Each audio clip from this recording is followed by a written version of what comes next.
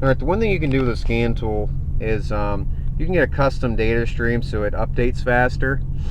And well, I'm going to graph these O2s. Let me go down here and graph these. Graphing's really nice for an O2. It allows you to see a lot more.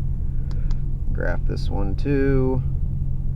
Maybe. Can we graph, please? There you go. Cool. So, like for instance, just sitting here at idle. Excuse me. I like this bank 2 a lot better. It gives you the min-max numbers here and the average.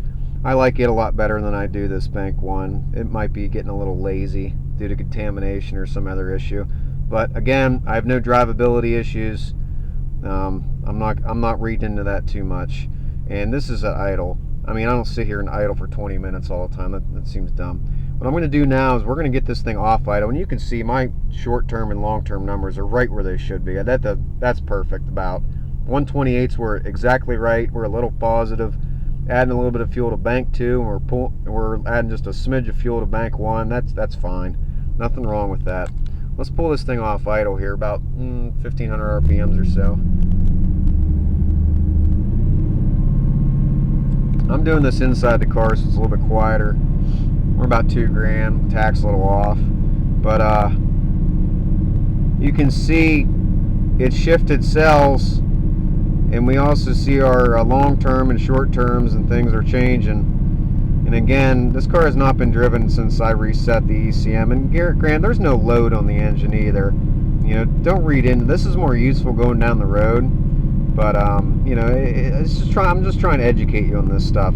Obviously, sitting here holding the revs at 2 grand is no load on the engine. It's not doing much. We only shifted 1 fuel cell, but you can see here our long term is still within acceptable range. In fact, it looks pretty good. And our short term cycling, you can see the O2 is going rich lean very quickly. Quick test I'm going to show you, because I'm finally getting up the temp here. We're about 211 on the dash, and you can see these change too. These numbers look better. We're getting some heat in those O2s, getting some heat in the exhaust system. You can actually drive the O2s. This is a quick test. Drive your O2s rich. I'm going to snap throttle from in here. You should see these things go nice and rich.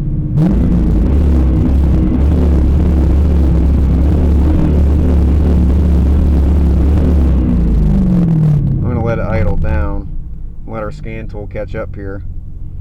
You see where it went higher right here? You see where it went higher? Both sides. It was driving it rich. Now, obviously I was blipping it back and forth, but it's a better test to do that going down the road. Plant your foot on it. You should see above 800 millivolts if you got good fuel delivery. And you can see when I let off, it went lean. These O2s are working. It went lean. You can see it right there. Lean, rich. So that's pretty neat. At least I think it's pretty freaking cool. And you can see our other numbers change too. But just quick test. I'm going to show you some other things here. My cooling fans are going to cycle here real shortly. And I'm going to show you how to test these O2s by creating a vacuum leak or adding propane or something. And I like these min-max numbers a lot better on both these sensors now. That looks better. Getting some heat in that exhaust system. And those O2s, especially the non-heated ones like these older cars have, they need heat to work. Sitting there idling is really not good enough. You need to drive it, get some heat in that thing.